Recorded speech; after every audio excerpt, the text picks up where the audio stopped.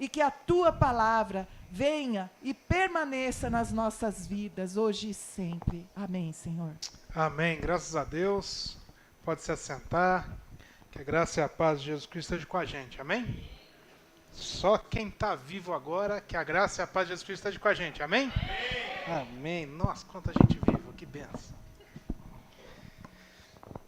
Irmãos, antes de nós começarmos, o tema da nossa mensagem até esqueci como é que é. Vem chuva por aí, né? Vem chuva aí. E hoje veio, hein? Teve sol pra caramba, mas veio chuva. E o tema da mensagem é Vem chuva aí. Mas antes da gente entrar, lembrar que sexta-feira nós temos estudo bíblico das 19 horas. E a turma que já está vindo nas sextas-feiras, eu quero que você procure o Tony e a Priscila, tá certo? Porque essa sexta-feira nós temos algo diferente. Quem já está vindo já está sabendo. Então você que participa com a gente já efetivamente, não vá embora sem antes procurar o Tony e a Priscila, porque sexta-feira nós temos estudo bíblico, mas nós também temos o nosso ponto de encontro. E nós temos o encontro de casais que o pastor Gilberto e a pastora Kellen, eu pus lá no grupo do WhatsApp, vão fazer em dezembro. No primeiro final de semana de dezembro, são 3 dias em Caldas Novas. Tem um contato dele lá, pastor Gilberto, pastora Kellen, são uma bênção. Você que é casal, tem interesse de participar, lá no grupo lá do WhatsApp, eu coloquei, se você perdeu, me procura, que eu mando de novo o contato, e aí você procura para participar, tá bom? Tem mais algum recado? Não, né? Então vamos começar. Vamos falar sobre essa chuva que vem por aí, lá no livro de 1 Reis, capítulo 16. Nós vamos ler alguns versículos para a gente embasar, para a gente entender. O texto ele é comprido. Eu incentivo você a estar lendo na sua casa. O tempo não nos permite trabalhar todos os textos, mas nós vamos ler alguns versículos, compreender o que está acontecendo, entender a história e, por fim, chegar na chuva que chegou lá naquele povo, a chuva de Deus que também está para chegar sobre nós. Amém? Então vamos ver lá. 1 Reis 16, versículo 29. 1 Reis 16, 29 e 30. Todos acharam? Diz assim: Acabe, filho de Onri, começou a reinar sobre Israel, no ano 38º de Asa, rei de Judá. E reinou Acabe, filho de Onri, sobre Israel em Samaria por 22 anos. Bruno, eu não compreendo muito bem o que é esse negócio de Jerusalém, reino de Israel, reino de Judá. Pois é, sexta-feira, 19 horas, tem estudo bíblico. E nós já vimos como que tudo começou, por que está acontecendo as coisas. Estamos vendo os reinos, vamos ver a divisão. Então, sexta-feira é um momento para você aprender no estudo bíblico essas diferenças.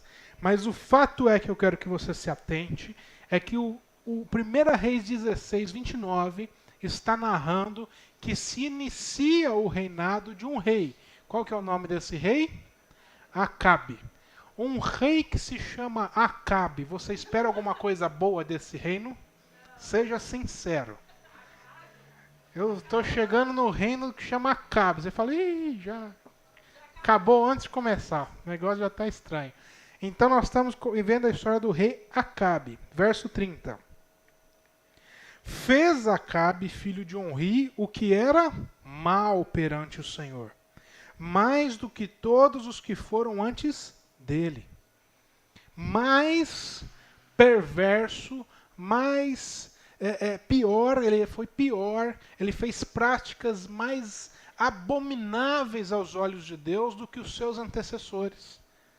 Lembra que a gente viu, domingos atrás, a história de um rei que tinha todas as seus avós, pais fazendo o que era mal diante do Senhor, mas isso não trouxe sobre ele nenhum karma, nenhuma maldição hereditária. Ele, pelo contrário, ele quebrou tudo isso com uma decisão.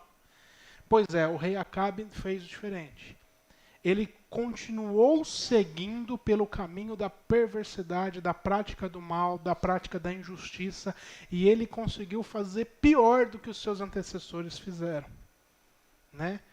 Lembra daquele aquele ditado que um certo político se elegeu dizendo pior que tá não fica, e ficou. Ele conseguiu tornar pior o rei Acabe as injustiças que estavam sendo cometidas em Israel. O povo achava, não tem como ficar pior. Ficou, porque o rei Acabe foi um rei pior. Um rei que roubou, um rei que fez injustiça, um rei que tomou para si impostos de maneira abusiva, deixou o povo cada vez mais na pobreza, viveu num luxo, enquanto o povo passava necessidade. Dá para entender? É semelhante ao que muitos políticos hoje em dia querem o poder? Ou é totalmente diferente hoje? Ou será que o mesmo mal que estava antes é o mesmo mal que está hoje, é o mesmo mal que vai estar amanhã até a volta de Cristo Jesus? Não muda. A essência é a mesma. As metodologias são as mesmas. O que muda é a interface, a modernidade, a forma nova de aparentar. Mas na essência o mal é o mesmo. E o rei Acabe assumiu esse governo, o reinado, e ele fez o que era mal diante do Senhor. Então vamos agora para o 17. Avança aí na sua Bíblia, no 17:1. No 17:1. E o rei Acabe fez o que era mal diante do Senhor. Nem um copo de água ele levava para o pastor da época tomar enquanto ele pregava. Tão mal que ele era. Mas aqui na igreja nós temos muita gente boa. E eu sei que não vai faltar água para o pastor pregar. Porque nós não temos pessoas como Acabe aqui na igreja. Mas no 17, verso 1, diz o seguinte. Então Elias, o tesbita, dos moradores de Gileade, disse a Acabe. Muito obrigado, presbítero Tony. Disse Elias, um profeta, para o rei Acabe. Tão certo como vive o Senhor, Deus de Israel, perante cuja face estou, nem orvalho, nem chuva haverá nestes anos, segundo a minha palavra. Acabe assumiu o reinado, fez o que era mal perante o Senhor. Ele não fez o que era mal, entenda, não foi um ato. Foi um ato contínuo. Ele fez sucessivamente, tomou atitudes, posicionamentos, assumiu decretos, que todos eles eram de injustiça, que eram maus diante de olhos do Senhor. Até que chegou um momento que Deus chama o profeta Elias e diz, Elias, vai falar com Acabe, vai falar com o rei, e diga para o rei que não vai chover, não vai cair nem sequer orvalho, imagina a umidade relativa do ar nesse período, que nem orvalho tinha. Não vai ter orvalho, muito menos chuva, nestes anos, segundo a palavra que eu estou dando. Bruno, por que Deus fechou a água dos céus? Eu não ia falar nada, mas alguém falou. Por que Deus fechou a água dos céus nesse momento? Porque Deus é um Deus de pedagogia. Deus é um Deus de muita didática. Né, pastora Mary? Ele usa de pedagogias para nos ensinar. Porque água é vida. O nosso corpo é composto de mais ou menos 70% de água. Sem água não há vida. O ser humano é capaz de passar dias sem comer, mas ele não é capaz de passar dias sem tomar água. Água é essencial para a vida. E Deus precisava ensinar para o rei Acabe, para aquele povo, cortando a água, cortando aquilo que representa a vida, que aquele povo estava também morrendo, padecendo, estava sem vida espiritual. Quem está entendendo isso? Deus ele utiliza de um instrumento pedagógico, de uma forma de ensino com muita didática. Ele fala da mesma forma que eu estou encerrando as chuvas, em que a terra, os animais e vocês, humanos, vão necessitar tanto de água. É assim que eu enxergo o coração de vocês, necessitando de mim, numa sequidão tremenda, e vocês não estão se dando conta. Estamos entendendo essa pedagogia de Deus? Muito bem, a gente avança para o 18, capítulo 18, versos 1 e 2. Capítulo 18, versos 1 e 2. Na sua Bíblia vai estar escrito assim: muito tempo depois veio a palavra do Senhor a Elias. Então Fez o rei Acabe o que era mal diante do Senhor. Ato contínuo, várias decisões, vários decretos, vários dias, vários meses, anos. Aí depois vem o profeta Elias e fala, vai faltar água, vai faltar chuva. Não faltou um dia, não faltou uma semana, foi ato contínuo. Cerca de 3 anos e meio sem cair chuva naquela terra.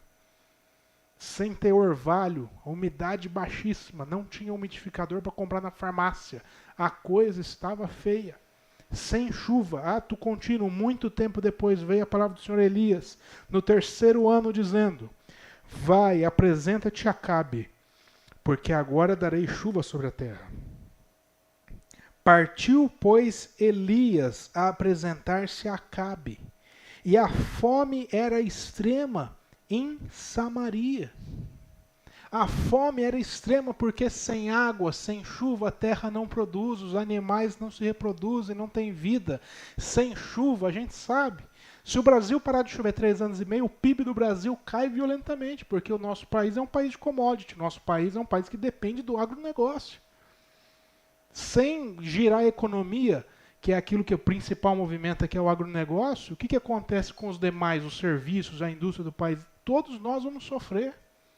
Todo aquele... Estamos entendendo isso? Que a gente consegue contextualizar para os dias de hoje, voltar para os dias de ontem para poder entender. Então a crise econômica que estava naquela terra, a necessidade extrema, a fome extrema, a necessidade de água era extrema. E Deus estava mostrando com isso que a necessidade de vida espiritual daquele povo era extrema. Estamos entendendo isso? A necessidade de vida, a necessidade de Deus, a necessidade do Espírito de Deus naqueles corações era extrema. E isso nos ensina, nos traz algumas provocações de reflexão já. Quais são as áreas das nossas vidas que estão experimentando essa necessidade extrema da visitação do Espírito de Deus, do agir de Deus? Quais são as áreas da nossa vida que estão experimentando essa sequidão hoje? Que você se depara, você olha para a sua vida e fala, olha, nessa área da minha vida, eu estou passando por um deserto. Nessa área da minha vida, eu estou experimentando uma sequidão. Quem está compreendendo isso? Quais são as áreas da nossa vida que hoje estão experimentando a falta de água espiritual? Mas vem chuva por aí. Você pode dizer glória a Deus por isso? O Brasil está passando por um momento, como nação, de sequidão espiritual. E todo esse alvoroço político, toda essa polarização, o ano que vem começa um novo governo, e eu e nem ninguém dos pastores aqui vai usar esse púlpito para ficar pregando a favor ou contra nenhum político, mas o fato é que a nação está totalmente desunida. Uns para lá, uns para cá, uns acreditando, outros não acreditando, como se a nossa vida dependesse de homens, como se a igreja de Cristo dependesse de homens. E muitos pastores e muitos cristãos desesperançosos, como se a igreja de Cristo dependesse de homens. Aonde foi parar a nossa esperança? Olha a sequidão que a igreja está experimentando. Olha a sequidão espiritual que a igreja está experimentando ao ponto de achar que Deus se limita a um político. Quem está entendendo isso daqui? Olha a sequidão espiritual, a cegueira espiritual que toma conta dos nossos corações, da gente achar, agora não tem mais jeito. Ó, por essa Deus não esperava. Ele estava contando com o outro. Agora esse... Ixi, agora Deus está complicado, hein? O que a gente pode fazer para ajudar ele, hein? Aí a igreja acha que... Esquece com quem que a gente está lidando. Com Deus Todo-Poderoso, que criou os céus e a terra, não tinha político nenhum. Você pode dizer glória a Deus por isso? Ele não depende de homens. A Bíblia diz que nada nos afastará do amor de Deus, que agindo Deus, quem o impedirá? Você pode dizer aleluia por isso? Nada impede o mover de Deus. E Deus quer derramar chuva espiritual sobre a nossa nação. Deus quer derramar chuva espiritual sobre os nossos corações, a despeito de qualquer político, a despeito de qualquer cenário político, de qualquer crise econômica. O Senhor utiliza esses momentos de sequidão espiritual para derramar chuva sobre as nossas vidas. Tem chuva vindo sobre o Brasil. Enquanto muitos estão olhando com olhos de pessimismo, eu olho para a palavra de Deus e enxergo o ambiente perfeito para o agir de Deus. Eu enxergo o ambiente perfeito para corações se converterem. Eu enxergo o ambiente perfeito para corações se voltarem ao Senhor, porque é na sequidão que Deus derrama a chuva dele. Olha para a sua vida. E olha hoje para a sua vida e enxerga, procura aí no seu coração durante essa mensagem qual é a área da sua vida que está experimentando sequidão. Porque o Senhor não vai deixar você na sequidão. O Senhor não vai te abandonar sobre a fome extrema. O Senhor levantou o profeta Elias para ir até o rei Acabe e falar: rei Acabe, a despeito de tudo que você fez e tem feito, eu quero te dizer que vem chuva por aí. O Senhor pegou o Elias, verso 2, apresentou-se a Acabe e disse: a fome é extrema em Samaria, mas eu vou dar chuva sobre a terra, vem chuva aí. E vamos continuar no capítulo 18, verso 40 agora.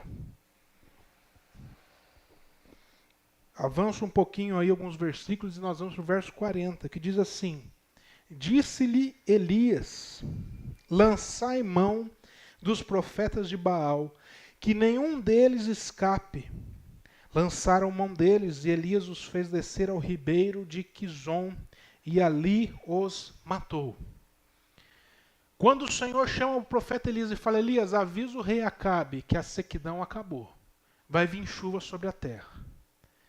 Elias precisou fazer um trabalho, desenvolver um trabalho espiritual com o rei Acabe naquela terra.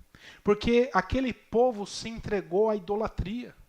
Aquele povo se entregou à idolatria. Esqueceu de Deus. Dizia: você acredita em Deus? Acredito. Como é que está seu casamento? Uma bagunça. Você acredita em Deus? Pô, acredito. Como é que está a sua família? Desestruturada. Você acredita em Deus? Acredito. Como é que está teu coração, as suas emoções? Tudo conturbado. Acorda à base de remédio, respira à base de remédio, durma à base de remédio, porque eu não dou conta de lidar com nenhuma emoção diferente na minha vida. Sabe essa incongruência que existe, essa desconexão entre a teoria e a prática? Vocês entendem essa vida de hipocrisia que existia naquele tempo e existe hoje? Se a gente sair perguntando para as pessoas aí, você acredita em Deus? Pô, acredito. Quantas pessoas? Como que Deus foi parar até na política? Lema de política. Não, nós somos tudo devoto de Deus, é mesmo? Então vamos lá. Mostra. Mostra pelos seus frutos. Porque você está dizendo que você é uma árvore de Deus. Então eu quero ver os frutos. Quando a gente viu no domingo passado, o pastor Rafael pregando aqui, Jesus foi até a figueira e não encontrou o fruto. E amaldiçoou aquela árvore que falou assim: que isso? Adianta você posar, ter toda a sua pompa de ser uma árvore cheia de fruto, de vida, eu chego até você não me oferece nada? Uma pedagogia que Deus utilizou para ensinar para a gente que a nossa vida precisa dar fruto. Precisa ter uma vida coerente com a nossa profissão de fé. Aquilo que a gente professa na nossa boca tem que ser aquilo que a gente vive. Não é sobre perfeição, porque ninguém é perfeito. Mas é de estar, no mínimo, no caminho de Cristo. Glória a Deus por isso. E aquele povo não dizia que acreditava em Deus, mas não vivia o que acreditava. Tem uma conexão com os dias de hoje? Ou é apenas coincidência? Certo? Tem conexão com os dias de hoje. Pessoas que falam: eu acredito em Deus, mas mostra a sua vida totalmente desconexa. Totalmente fora daquilo que diz que acredita. E eu estou morrendo de calor. Vocês não dão calor, não? Não? Benção. Não, bom demais. Aí, o Senhor precisava fazer uma limpeza espiritual da idolatria naquela terra. Então, o que ele faz? ele levanta o profeta Elias, ele sobe no Monte Carmelo, e existia ali os profetas de Baal, aqueles que eram responsáveis por guiar o povo na idolatria. E ele faz um desafio, você já conhece essa passagem. Ele faz um desafio com esses profetas de Baal e fala, olha, pode juntar, era 450 mais 400 outros profetas. E ele fala, pode vocês tudo agora chamar o Deus de vocês para demonstrar poder. Faz cair fogo do céu nesse holocausto e consumir. E aqueles profetas ficaram a dia, a tarde inteira e nada acontecia. Chegou o profeta Elias e agora eu vou mostrar qual é o Deus verdadeiro. E ele manda molhar aquele holocausto, porque a água dificulta pegar fogo, não é assim? Ele fala para vocês verem que não é a ação do homem. Ele molha e encharca aquele holocausto, o sacrifício, e ele faz uma oração. Ele fala, Deus, mostra para esse povo quem é o Senhor. Que o Deus verdadeiro, o Deus de Israel é o Senhor. E Deus manda fogo do céu. E num sinal de poder, para Deus mostrar que ele continuava sendo Deus, aquele holocausto pega fogo, consome o sacrifício. E aí Elias, isso tudo antes de chover, meus irmãos, nós vamos entender porque nós estamos falando isso. Depois de tudo isso, manda pegar todos os profetas de Baal, os 450 homens, e mata todos eles. Porque Deus estava mostrando que antes de chover sobre a terra, era preciso abrir mão da idolatria. Que antes que Deus pudesse abrir os céus e derramar chuva de bênçãos sobre aquela terra, era preciso abrir mão da idolatria.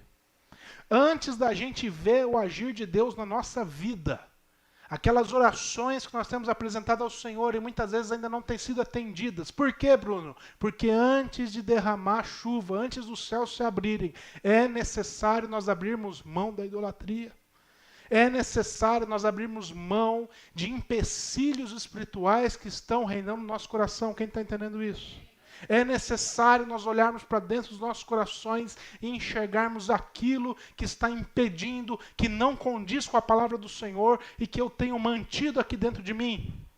Emoções, amarguras, pensamentos, pecados, coisas que você e eu sabemos que não condizem com o caminho de Cristo. E o Senhor está ensinando que antes da chuva chegar é necessário abrir mão disso. Estamos compreendendo isso? Então houve um limpa. Abriu-se mão da idolatria. Verso 41. Então disse Elias a Acabe, sobe, come e bebe.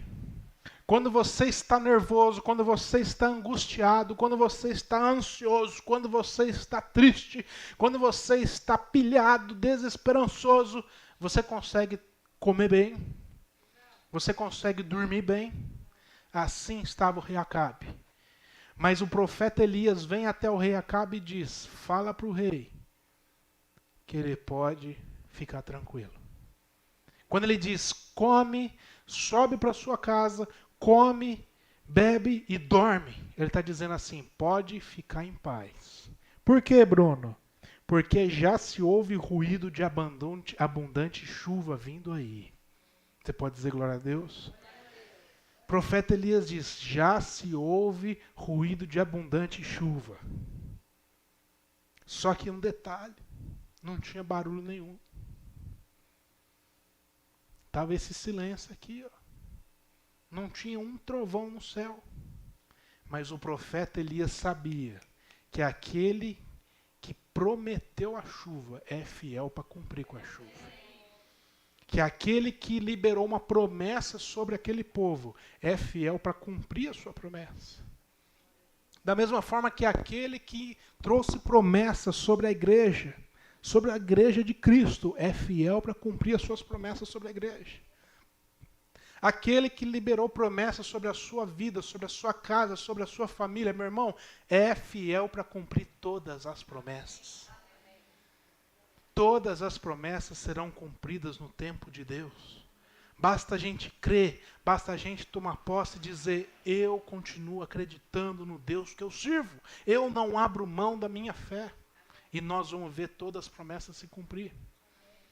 Verso 42. Subiu Acabe a comer e a beber. Ele encontrou paz nas palavras do profeta Elias. Isso me ensina muita coisa. Porque a gente se depara no nosso dia a dia com muita gente ansiosa, muita gente angustiada. Será que nós estamos sendo profetas Elias nas vidas dessas pessoas? Será que nós estamos sendo igreja de Cristo, que é capaz de liberar uma palavra de paz e de esperança para essas pessoas? Ou será que a gente coloca mais pilha na vida dessas pessoas? Pessoas que já estão vivendo ali naquela tensão do dia a dia, da sua rotina. Será que a gente é capaz de tocar na alma dessas pessoas por meio das nossas palavras e produzir nelas frutos de paz, frutos de alegria? Quem está entendendo isso? O profeta Elias conseguiu fazer isso com o rei Acabe. A igreja precisa ser esse agente multiplicador de paz nesse mundo. Glória a Deus por isso. E ele diz assim, subiu, 42, Acabe a comer e a beber. Elias, porém, subiu ao cimo do monte Carmelo e, encurvado para a terra, meteu o rosto entre os joelhos. Como que é colocar o rosto entre os joelhos? Ele se ajoelhou e colocou o rosto sobre os joelhos. Mostra aí, Murilo, como é que você diz? Só para a gente entender. Mostra aí. Eu fiquei muito tempo sentado aí do computador. Vou tentar para depois levantar. Mas foi mais ou menos algo assim. Então ele se ajoelhou, certo? Tá pegando na câmera aí? Não? Então quem está em casa não vai ver. Vai ter que olhar pela fé. E aí ele pôs o rosto. Aí já não consigo mais do que isso. Pôs o rosto nos joelhos. Por que, Bruno? Porque ele creu na promessa de Deus antes dela se cumprir. E aquilo amedrontou o coração dele. Porque não tinha chuva. Não tinha nuvem no céu. Não tinha trovão. Não tinha raio. Mas ele, porque creu no Deus da promessa, ele liberou a promessa sobre o rei Acabe, e aí ele foi clamar a Deus. Falou, Deus, eu acalmei o rei. Mas agora quem precisa ser acalmado aqui nessa história sou eu. Porque não tem chuva, Deus. Deus, nós precisamos de chuva. E ele foi clamar ao Senhor. Bom, vamos ver. Verso 43. Isso é muito importante, meus irmãos. Porque o profeta podia falar, e pode confiar, mas não, ele sabia que tinha parte da história que era com ele, mas tinha parte da história que era com Deus. E nós precisamos saber diferenciar isso na nossa vida. Tem momento, meus irmãos, que a gente chega na nossa vida que é só com Deus agora. É só você e Deus, ali no seu íntimo, na sua intimidade, orando e falando, Deus, agora é com o Senhor. Não tem um pingo de ação humana agora. É só ação do Pai. Estamos entendendo isso? E verso 43. E disse ao seu moço, quem que era esse? Esse era o pastor auxiliar. Ele era o que estava junto lá com Elias, que auxiliava ele, que ajudava ele. E disse, sobe e olha para o lado do mar. Ele subiu, olhou e disse, não há nada. Então lhe disse Elias, volta, e assim fez por 7 vezes. Eles estavam no Monte Carmelo, um monte de mais de 500 metros de altitude. Então quando ele falou assim, olha, ele estava olhando para onde? Para o nível do mar. Um local onde tem umidade. Lá em Cubatão, onde o Tony e a Priscila moravam com o Gabriel. Falou, vamos ver se sai de lá alguma coisa, alguma umidade no ar, formar uma nuvem. Vamos ver se sai de alguma coisa de lá. Porque se for sair chuva, tem que ser dali. E ele orando, clamando a Deus, ele chama o seu ajudante e fala, vai lá, olha lá para mim e me avisa. Ele vai lá, tem nada não, Elias. Tem nada não? Tem não. Nessa hora, se a gente fosse Elias, a gente já tinha desesperado, fala a verdade. Não é verdade? Mas Elias creu. Falou, não, O Deus que prometeu é fiel para cumprir. Volta lá de novo. E o moço volta pela segunda vez e volta. E aí? Tem nada não, Elias. Tem não. Tem não? Pode voltar lá de novo, que eu continuo crendo. Terceira vez. Ele volta para Elias. E agora? Então, Elias, continua não tendo nada não. Você tem certeza? Como é que foi essa história aí? Imagina. Tem não? Então volta lá, quarta vez. Hã? Já está na quinta, eu perdi as contas. Quinta vez. Ele volta para Elias. Continua não tendo nada não. Será que não era melhor a gente falar para o rei Acabe e voltar a ficar preocupado? Não? Calma. Volta mais uma, sexta vez. Volta para lá. O que tem lá? Não tem nada não. Nada. Eu já não estou tendo fé não. Sabe, irmãos, tem momentos da nossa vida que nós precisamos ter fé para a gente e para as pessoas que estão ao nosso redor. Não é verdade? Tem momentos da nossa vida que quem está do nosso lado vai deixar de crer. E você tem que firmar o golpe e ter fé para você e para o outro. E ele fala, volta mais uma. Volta 7. Porque 7 vai. Aí ele vai a 7ª. E volta. Elias, você sabe que... Vamos ver, 44. A 7ª vez disse, eis que se levanta do mar uma nuvem, pequena como a palma da mão de um homem. Então disse ele, sobe e diz a Acabe, prepara o teu carro e desce, porque a chuva, para que a chuva não te detenha.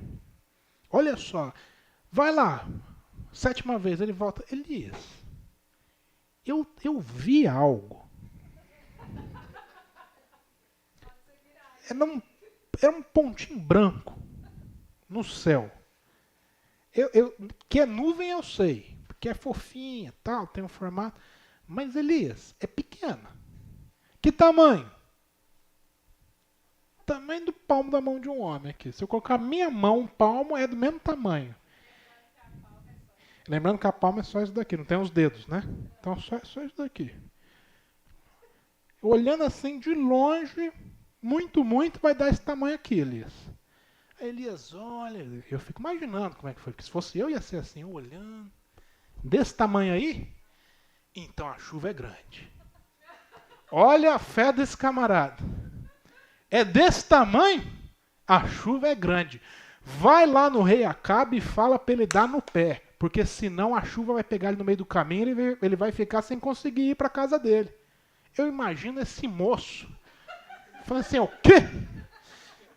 Você está vendo o quê? E vai lá no rei Acabe e fala, rei, o profeta mandou dizer isso, é por conta dele, não é nem eu que estou falando, mas vai acontecer isso. Meus irmãos, muitas vezes a gente fica esperando de situações, de coisas, de momentos grandes, para vir a nossa resposta. Não, meus irmãos, Deus usa das pequenas coisas dessa vida para poder operar grandes coisas na vida da igreja. Muitas vezes a gente está desdenhando de pequenas coisas que Deus está fazendo na nossa vida. Mas é muito pequeno, meu irmão, é só isso que ele precisa. Porque para o homem, para mim, para você, pode ser pequeno. Mas nas mãos de Deus é mais do que o suficiente para poder fazer sobrar, multiplicar, transbordar, transformar realidades. Então não despreze as pequenas coisas que Deus está mexendo dentro do teu coração. Não despreze as pequenas coisas que Deus está fazendo na tua vida, porque são mais que suficientes para transformar a realidade que você está vivendo. Você crê nisso? O Senhor usou dessa palavra. E eu quero desafiar que nós, como Igreja de Cristo, tenhamos essa fé, tenhamos esse olhar espiritual que Elias teve, de poder olhar para as nossas vidas, enquanto todo mundo está enxergando sequidão, a gente poder falar, pega o guarda-chuva, viu? Porque tem chuva vindo aí. Mas de onde você está vendo isso? Está vendo essa pequena coisa que Deus está fazendo na minha vida? Vai vir temporal de bênção na minha vida aí. Deus vai transformar a minha realidade.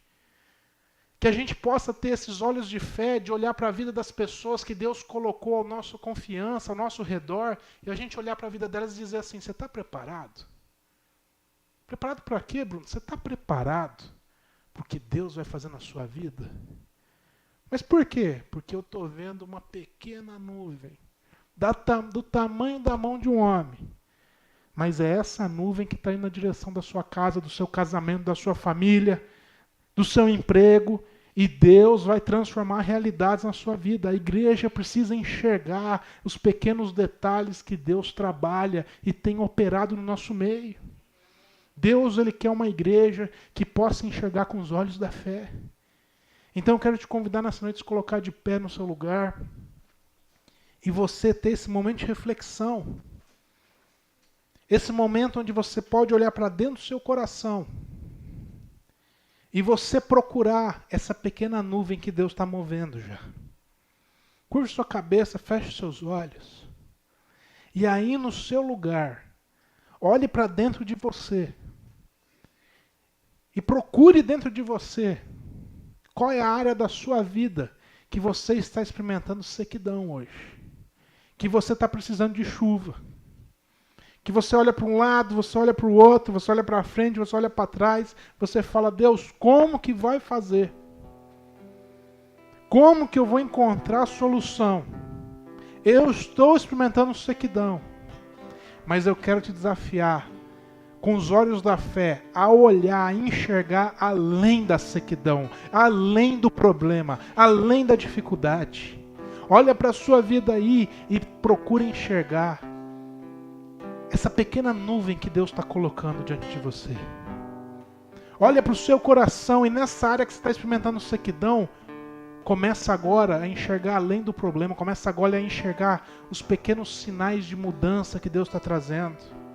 Começa a enxergar os pequenos pontos de nuvem pequenininha que Deus está produzindo. E já começa a agradecer a Deus, porque vem chuva aí.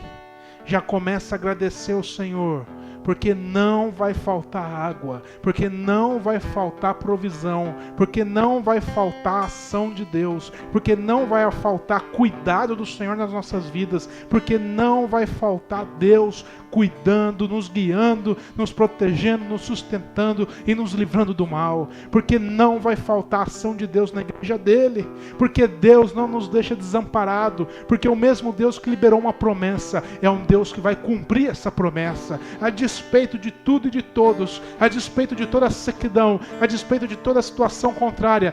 Deus libera a chuva mesmo no meio da sequidão. Igreja de Cristo Jesus, se prepara, porque vem chuva por aí.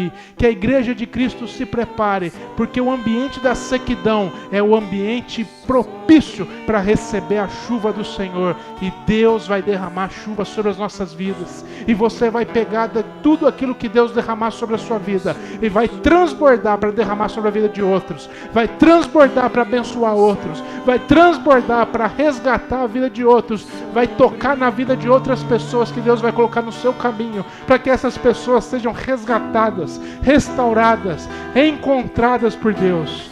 Vidas que estão perdidas vão ser encontradas pelo Senhor por meio da sua vida, porque vai chover no seu coração.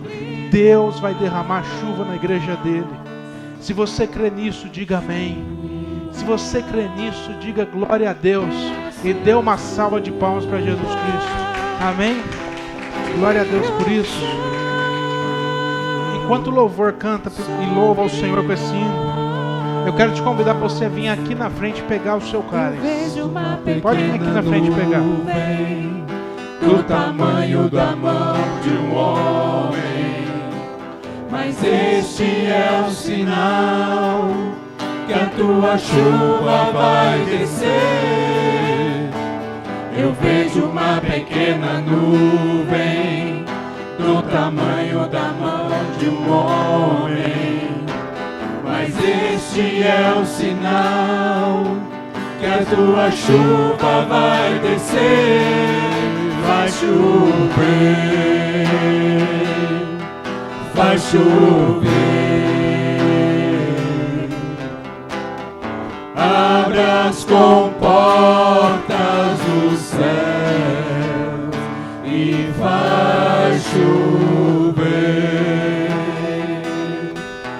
faz chover.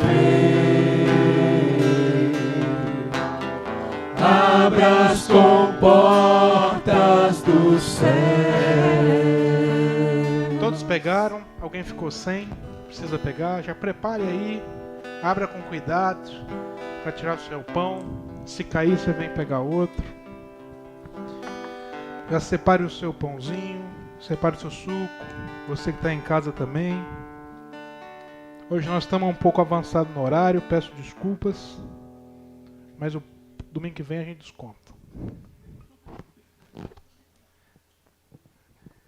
Graças a Deus.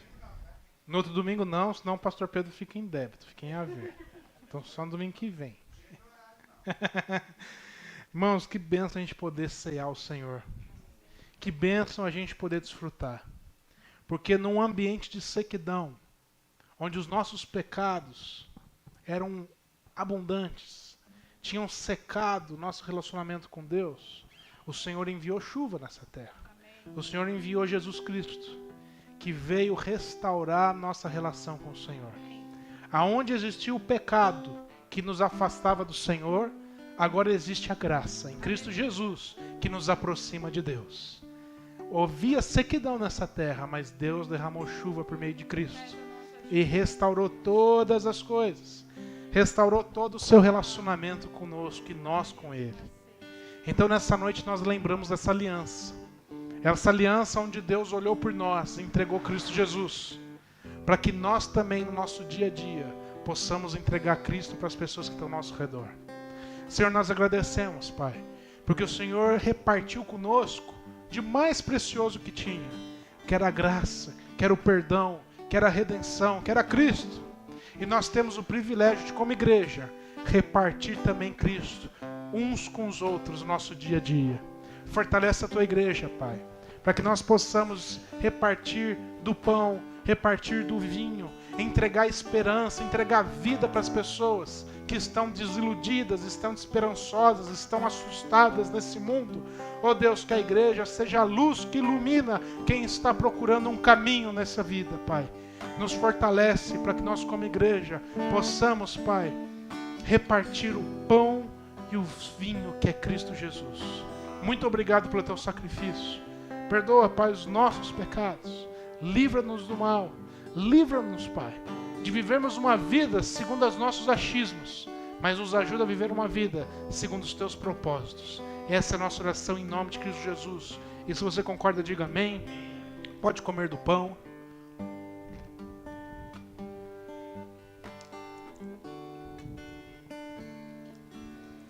E nessa noite, pode também beber do cálice.